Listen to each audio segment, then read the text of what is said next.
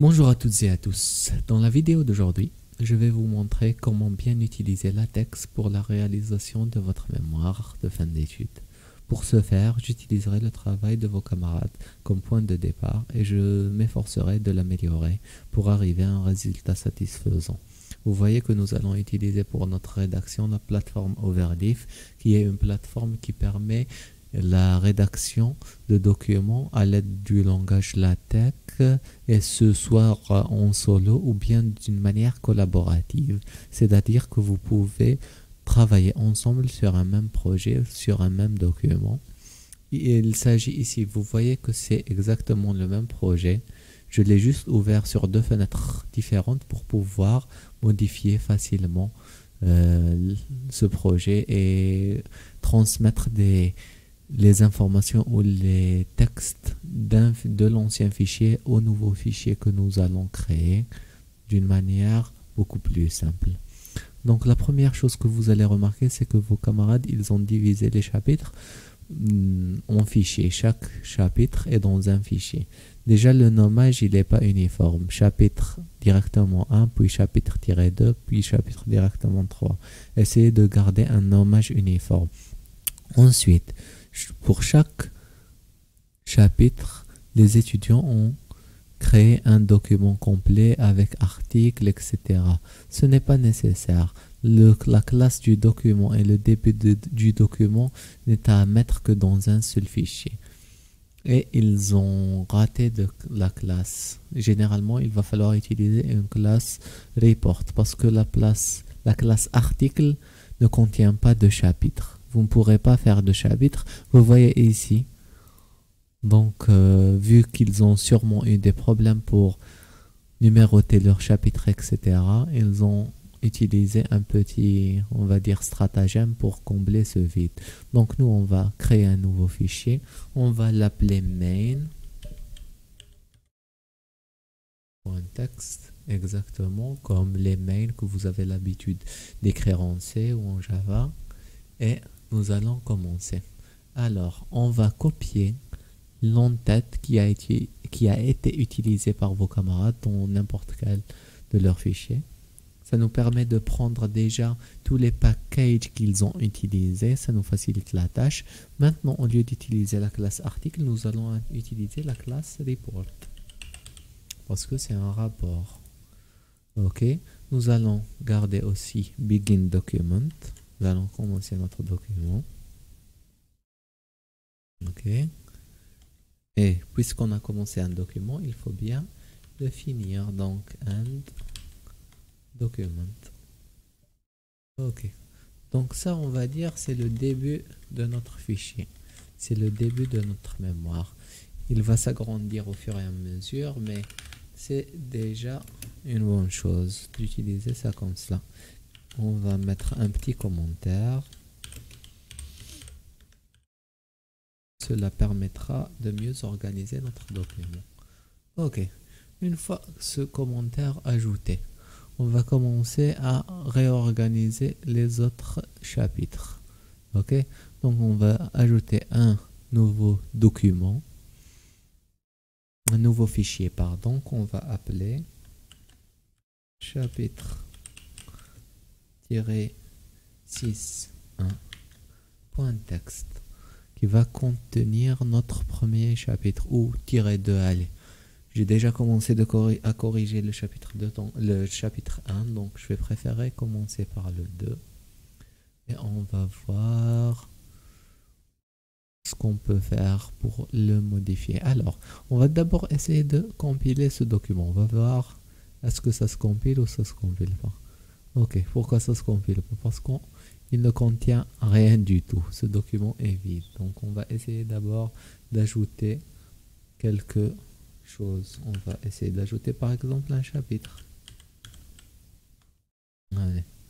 Chapter, on va ce chapitre de comment il s'intitule. L'internet déjà objet, par exemple.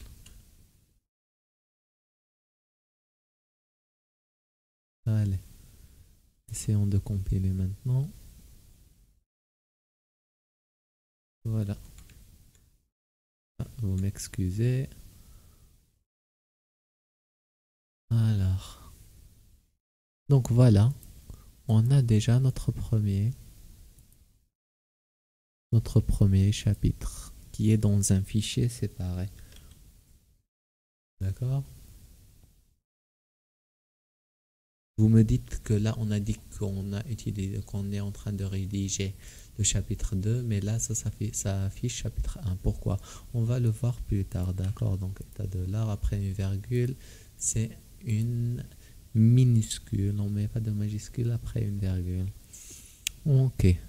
Alors, maintenant, on va continuer à transvaser les différents contenus du chapitre 2 que vos camarades ont écrit vers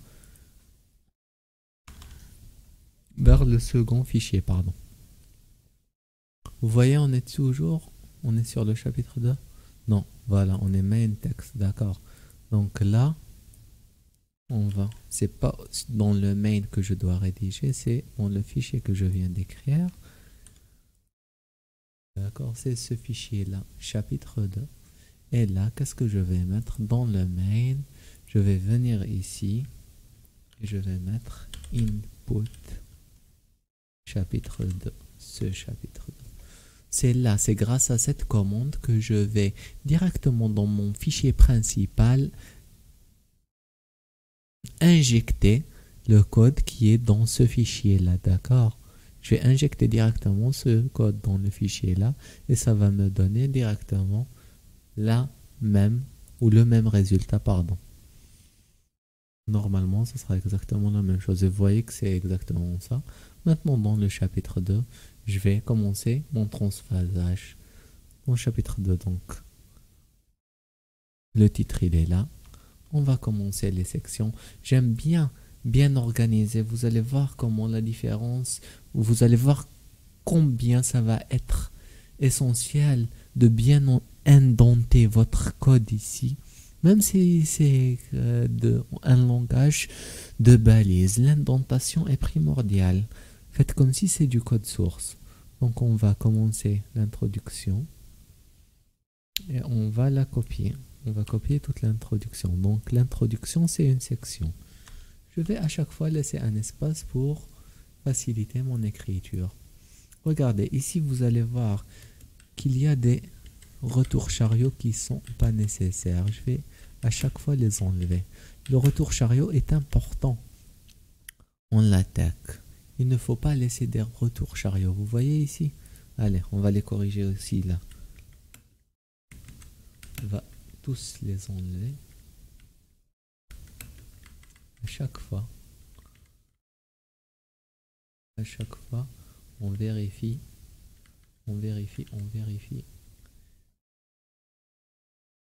D'accord?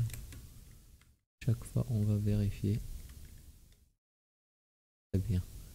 Alors, donc là, vous voyez que le texte est indenté d'une manière claire. Ne jamais laisser d'espace. Ce genre d'espace ne sont pas nécessaires. Et ça rend beaucoup moins lisible votre code. Donc, essayez à chaque fois d'éviter ça.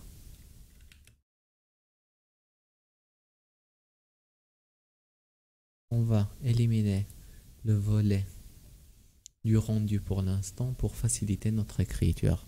Donc voilà, maintenant on a copié l'introduction. Elle est beaucoup plus lisible qu'ici. Il y a quelque chose qui ne m'arrange pas dans ce document pour l'instant, c'est ici. Comment sont ajoutées les références? Il y a un moyen très simple et très efficace d'ajouter des références sur l'attaque. Je vais le laisser pour une autre vidéo. Là, je vais juste essayer de vous apprendre à formater bien votre document. Les références, on va le voir après. Donc, on a pris l'introduction, très bien. On va prendre l'autre section. Vous voyez? On a une section et une sous-section. On va les copier toutes les deux. Prendre un espace. Je laisse un espace sous la section. Un espace sous la sous-section. Et maintenant, je vais commencer à copier le contenu. Alors, comme ça.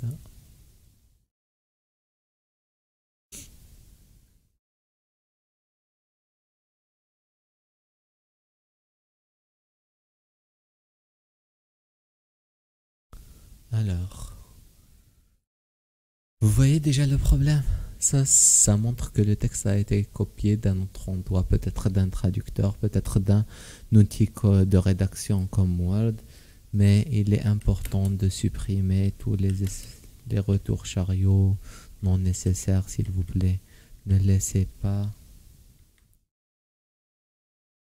ne laissez pas, pardon, ce genre de retour chariot vous pourrir la vie.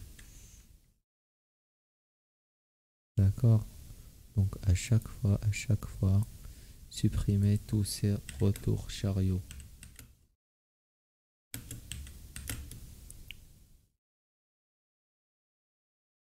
Alors, donc, on a des guillemets. Où commencent ces guillemets? Ah là là, tout ça c'est des guillemets. Quand même. Hein. Allez, on va les garder quand même. Les références, comme on l'a dit tout à l'heure, il y a un moyen beaucoup plus simple de les utiliser. Mais bon, pour l'instant, on va... Pas de majuscule à l'intérieur du texte, d'accord, à part si c'est des noms propres. Toujours le problème.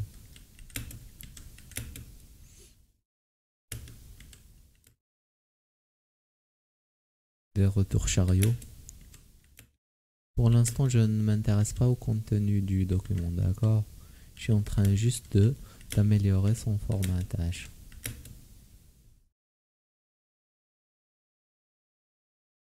Vous devriez être capable de le faire assez facilement. Pour l'instant, on n'a rien fait, pas grand-chose. Voyez, pour faire un chapitre, on met chapter. Pour annoncer une section, on met section. Pour une autre section, section. Pour une sous-section, subsection. C'est pas compliqué. Et vous avez l'arborescence ici. Vous allez voir à chaque fois qu'on ajoute une section, un chapitre, etc. On aura l'affichage là. Ça vous permettra de rapidement savoir où vous êtes. Donc là, on a copié cette section. On y va. On va à l'autre section. Toujours un espace avant, un espace après. Un retour chariot avant, un retour chariot après. Pour faciliter la lecture. On copie cette partie. Là, normalement, ça va. Il n'y a pas trop de retour chariot. Ici, on va avoir une figure. Vous voyez que vos camarades ont utilisé une nouvelle page. Sûrement que la figure était soit trop grande, soit trop petite et dépassée ou partie sur une nouvelle page. Un conseil, n'essayez jamais d'ajouter des commandes de nouvelles pages ou des commandes de nouvelles lignes quand vous êtes en train de rédiger votre document à chaque fois.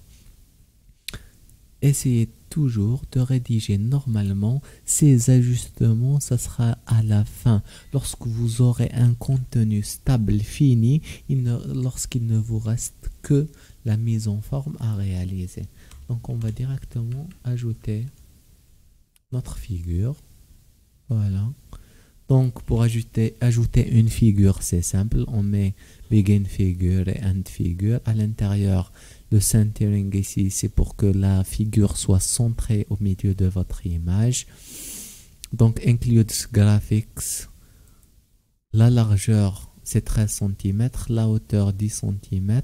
Et là, c'est le lien. Ou plutôt, c'est... le chemin pour accéder à la figure. Donc vous voyez ici que la figure, elle est là. Dans le dossier image, la figure s'appelle image3.png. Je vous conseille d'éviter ce genre de nommage.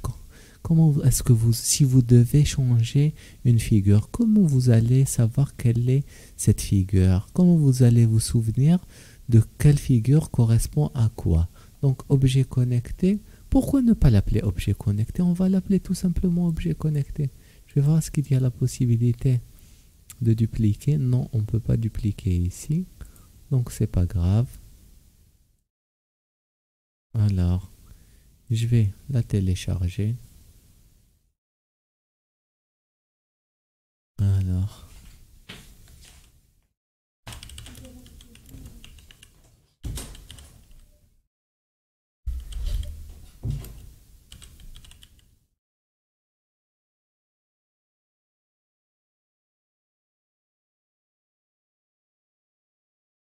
on enregistre ici. On va voir dans le dossier. On va la renommer. Objet-8 connecté. On va mettre BS parce qu'apparemment il y a pas mal d'objets. Et c'est bon. Maintenant, on va créer un nouveau dossier. Donc, si vous avez divisé si vous avez divisé votre code source LaTeX en différents fichiers, pourquoi ne pas faire la même chose avec vos dossiers et vos images? Donc, dans les images, je vais créer un nouveau dossier, chapitre-2, qui va contenir l'ensemble des images inclus dans le chapitre 2. Je vais sélectionner. Alors, non.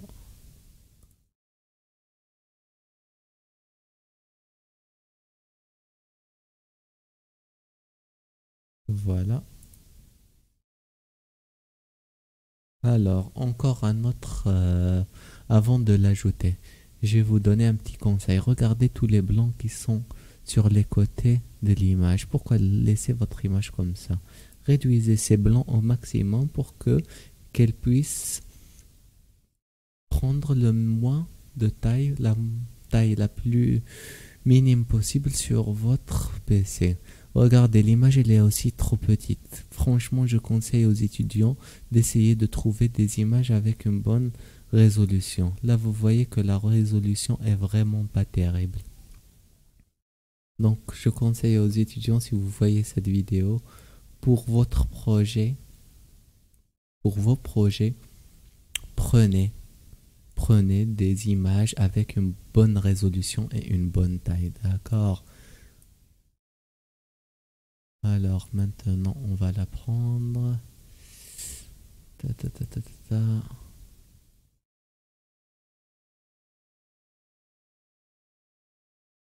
Voilà notre image.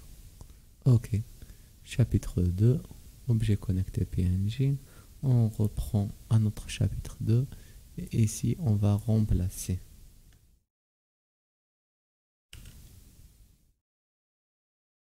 On va mettre image, chapitre. Comment s'appelle notre dossier? Chapitre 2 en majuscule.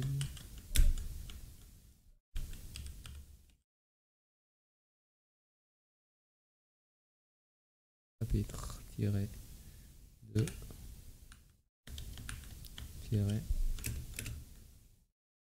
objet connecté.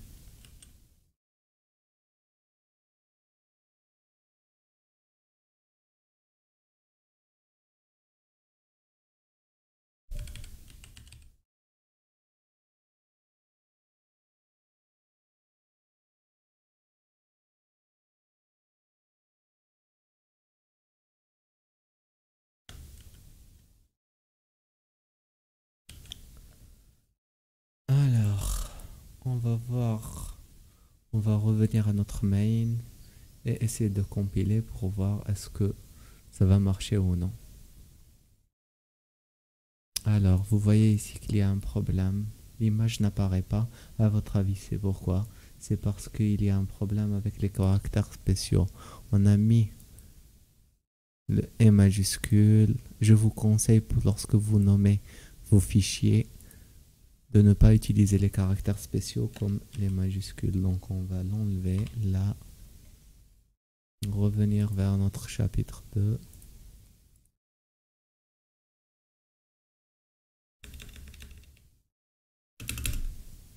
Alors,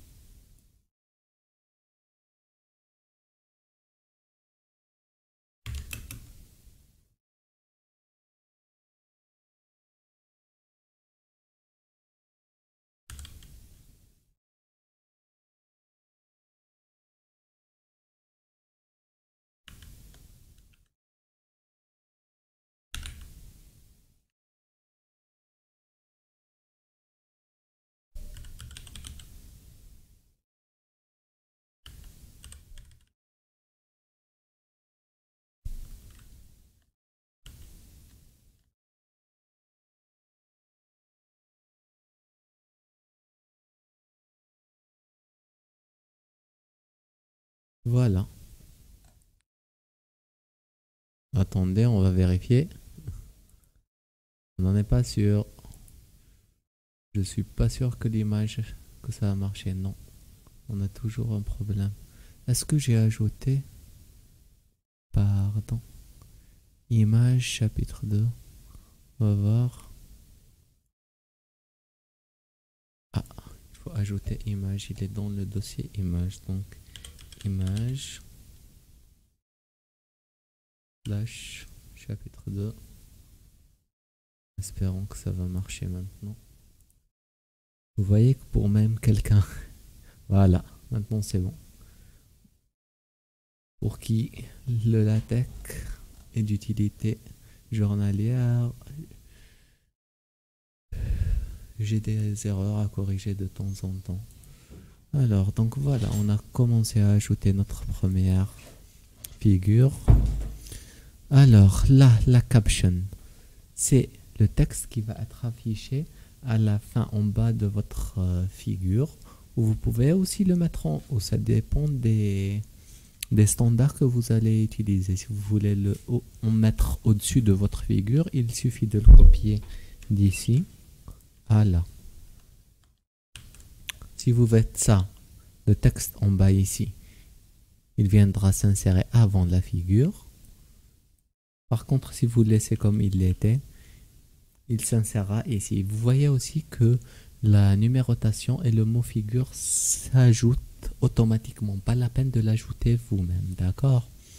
Ici, le label, c'est quoi? Vous donnez une étiquette à votre figure. C'est-à-dire que si vous voulez lui faire référence après, si vous voulez parler de votre figure dans la suite du texte, vous pouvez le faire facilement. Et après, si vous ajoutez, vous modifiez des figures, ce ne sera pas grave. C'est pas si votre figure, vous allez ajouter une figure avant celle-là, le numéro de celle-ci va devenir figure 1, 2. Vous n'aurez pas à gérer ça, ça sera fait automatiquement. D'accord? Donc là, par exemple, vous voyez, on parle de figure 1. Ça n'a pas de sens. Ici, c'est la figure 1, 1. Et si j'ajoute une nouvelle figure, je vais devoir modifier le texte. D'accord? C'est pas intéressant. Et donc, si vous voulez faire référence à cette figure dans votre texte, vous allez faire cela. Éliminer ce 1. Et vous allez mettre slash ref, référence. Et là, voilà le label de votre figure. Donc, fig, objet connecté. Donc, fig, objet connecté. On va venir main text. Alors, pour le projet ici, on va directement choisir quel fichier est compilé à chaque fois. Voilà. On va essayer de faire ça comme ça. Vous voyez? Maintenant, on part directement de la figure. On laisse un espace ici.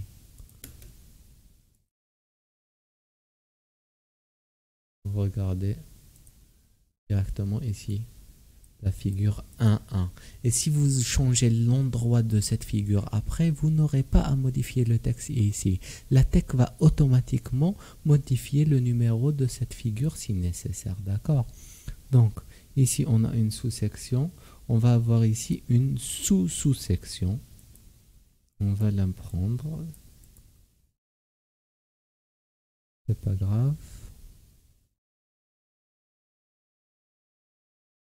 Excusez-moi.